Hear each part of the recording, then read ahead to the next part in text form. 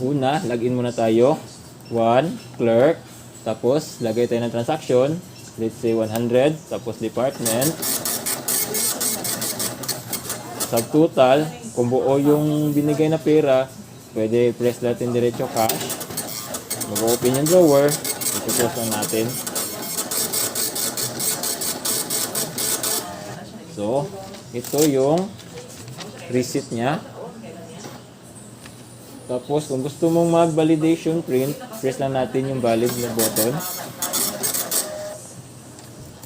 Ito naman yung validation print niya. Tapos, kung gusto natin mag-reprint, meron din tayong reprint na button para duplicate receipt.